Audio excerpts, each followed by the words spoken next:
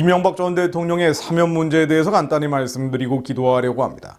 얼마 전 윤석열, 문재인 두 사람의 회동을 통해서 이 문제가 논의될 예정이라고 했지만은요, 실제 만남 자체가 이루어지지 않았죠. 민주당 측에서는 사면에 반대 입장을 밝히고 있습니다. 역사를 들여다보면 지금 논의되는 모습은 1997년 12월 말에 당시 김영삼 대통령과 김대중 대통령 당선인 회동에서 전두환 노태우 전 대통령의 사면 복권을 논의한 것과 유사합니다. 당시 DJ는 두 전직 대통령의 사면 복권은 앞으로의 더 이상의 정치 보복이나 지역적 대립은 없어야 한다는 내 염원을 담은 조치라고 설명했습니다. YS는 역사 바로 세우기 차원에서 이 사면에 부정적이었지만 결국 후임자의 뜻을 받아들였죠. 어쨌건 중요한 건 갈등의 시대를 끝내자는 신구 권력의 의지가 반영된 것입니다. 같은 맥락에서 문재인과 윤석열 당선인도 MB에 대해서 같은 결론을 내리는 것이 합리적입니다. 전두환 노태우 전 대통령은 2년여 만에 풀려났는데요. 81세 고령의 MB는 2년 3개월여째 수감 중입니다. 무엇보다 MB에 대한 처벌은 잔인한 정치보복이라는 평가가 많습니다. 그는 2020년 10월 뇌물 횡령 혐의에 따라 징역 17년형이 확정됐지만 아마 대부분의 국민들은 왜 MB가 감옥에 갔는지 모르실 겁니다. 요약하자면 MB가 실소유한 자동차 부품회사 다스의 미국 내 소송 비용을 삼성이 냈다는 것인데요. 정작 MB는 실소유 사실을 부인합니다. 오히려 MB 정권 당시 검찰 수사로 노무현 전 대통령이 자살한 것에 대한 정치보복이자 박근혜 대통령 탄핵과 함께 대한민국 주류 보수 세력을 척결하기 위한 상징적 조치라는 평가가 지배적입니다. 퇴임하는 문재인은 지난해 성탄절 때 MB를 빼놓고 박근혜 대통령만 사면을 했는데요. 국민정서상 시기상조라고 설명했습니다. 국민정서상. 법이 아니라 국민정서상 말이죠. 청와대에서는 MB의 구속기간이 박 대통령의 구속기간 4년 8개월에 비해서 짧고 건강 상태도 나쁘지 않다는 이유로 댔는데 적개심, 증오심만 드러낸 옹색한 주장입니다. 사실 법의 잣대로 전직 대통령을 감옥에 보내야 한다면 6.15 선언을 통해서 반헌법적 연방제를 김정일과 합의했던 김대중 전 대통령도 예외가 될 수 없습니다. 무엇보다 지난 5년 동안 내로남불의 반공정, 반정의는 물론 반헌법, 반법치 행태를 거듭해온 문재인은 더합니다. 적폐청산이라는 이름으로 전 정권 관계자 200명 이상을 구속시켰지만 이 정권 자체가 적폐였죠. 조국 전 장관 일가의 비리, 문재인 친구를 당선시키려는 울산시장 선거공작, 월성 1호기 경제성 조작, 라임 옵티머스 펀드 사기, 환경부 블랙리스트, 김학의 전 법무차관 불법 출국 금지, 유재수 전 부산 부시장 비리 등 정권 차원의 각종 비리가 쌓이고 쌓여 있습니다. 문재인 정권은 정권 불법에 대한 수사를 노골적으로 막아오기도 했고요. 법에 명시된 청와대 특별감찰관을 끝까지 임명하지 않은 것은 물론 정권 불법 노출을 막기 위해 갖은 시도를 다해왔습니다. 김호수 검찰총장은 원전 경제성 조작으로 국민돈 7천억 원을 날린 산업부 장관에 대한 배임 혐의 기소를 막았습니다. 책임자인 문재인을 보호하려는 것이었죠. 울산 선거공장은 재판 자체를 막기도 했습니다.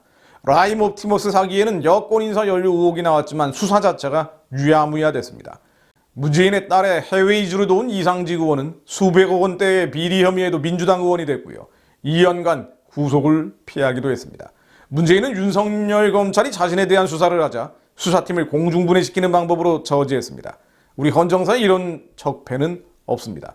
결국 위법적 감찰을 벌여온 윤 전 총장을 밀어냈고 그가 대통령에 당선되는 일이 벌어졌습니다. 황당무계한 소득주도 성장, 20차례나 실패한 부동산 정책, 매표에 가까운 포퓰리즘, 불공정, 불법적 선거관리 등 적폐 정책도 한두 가지가 아닙니다. 180석의 힘을 휘둘러서 공수처법, 임대차 3법, 대북전단 금지법을 일방 처리하는 입법 폭주도 끊임이 없었습니다. 심지어 선거법까지 일방 처리해버렸죠. 이것 외에도 헌법의 기본 원칙을 훼손한 사례는 정말 너무 많습니다. 한반도 인권과 통일을 위한 변호사 모임은 지난 2019년 8월 국회에서 문재인의 헌법 위반 시정을 위한 청원 토론회를 열고 문재인의 청와대에 전달하는 국민청원서를 발표한 바 있습니다. 이 청원서에는 문재인의 2019년 8월 현재까지의 각종 반헌법 언동이 기록되어 있습니다. 제가 몇 개만 요약을 해보면 이렇습니다. 첫 번째, 역사교과서 개정을 통해서 대한민국 수립을 대한민국 정부 수립으로 수정하고 대한민국이 유엔에서 승인한 한반도의 유일한 합법정부라는 내용을 빼버렸고 자유민주주의를 민주주의로 수정하고 남노당 좌익 활동 경력자 298명을 독립유공자로 추서하는 등 헌법의 자유민주주의 가치를 부정한 점. 둘째, 9.19 남북 군사 합의는 물론 남북미 적대관계 종식선언, 이른바 종전선언이죠. 이런 종전선언을 통해서 국가의 독립과 영토의 보전, 국가의 계속성과 헌법을 수호할 헌법상 책무를 부정하려고 한 점. 세 번째, 소득주도 성장 정책에 의한 최저임금의 급격한 획일적 인상과 주 52시간 강제, 민노총의 무소불위 불법 폭력 시위 방치 등 전체주의 경제 추진을 통해 헌법상 사유재산권과 시장경제 가치를 침해한 점. 네 번째, 소위 언론적폐 청산을 통해서 불법한 언론 장악 행태, 또 표현의 자유를 침해한 점. 다섯 번째, 소위 법원 적폐 청산을 통해서 사법부 독립을 침해한 점. 여섯 번째, 초중등학교 교과서 수정에 불법적으로 개입을 하고 자율형 사립고등학교, 자사고 지정 취소 등 사학 탄압을 통해 헌법상 국민의 교육받을 권리와 교육의 자주성, 전문성, 정치적 중립성 등을 침해한 점 등을 제시하고 있습니다.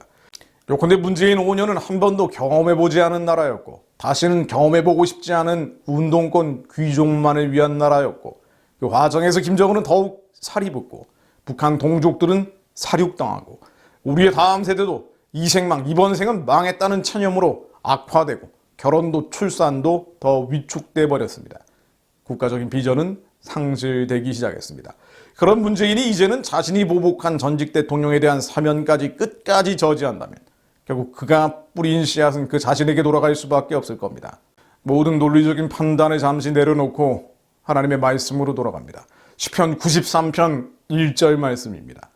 여호와여 복수하시는 하나님이여 복수하시는 하나님이여 빛을 비추어 주소서. 세계를 심판하시는 주여 일어나사 교만한 자들에게 마땅한 벌을 주소서.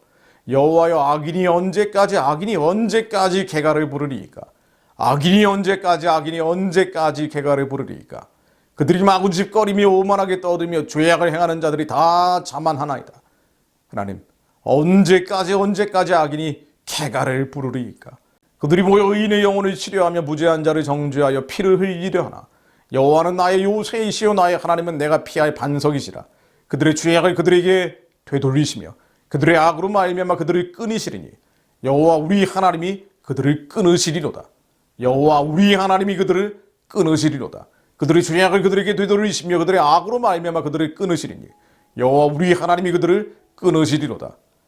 하나님 태초에 말씀이 계셨고 말씀이 하나님과 함께 계셨고 이 말씀이 하나님임을 믿습니다. 저희들이 말씀에 의지하여 오직 믿음으로 만군의 여호와 하나님께 나아가오니 하나님이 말씀이 우리의 인생 가운데 응하게 하시고 이 나라와 민족 가운데 임하여 주옵소서. 여호와는 나의 요새이시요 나의 하나님은 내가 피할 반석이심을 믿습니다. 천만인이 저희를 돌려라 친친다 할지라도 저희들의 요새이시요 반석이시는 주님께서 저희들을 지키시고 보호하실 것을 믿습니다.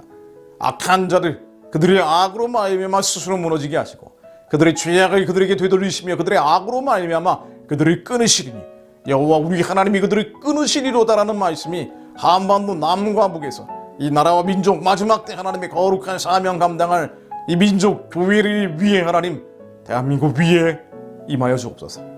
주님 말씀으로 역사해 주옵소서. 말씀이 저희들이 살리실 것을 믿습니다. 주님이 명령만 하시면 모든 것이 바뀔 것을 믿습니다. 예수 그리스도 이름으로 기도드립니다.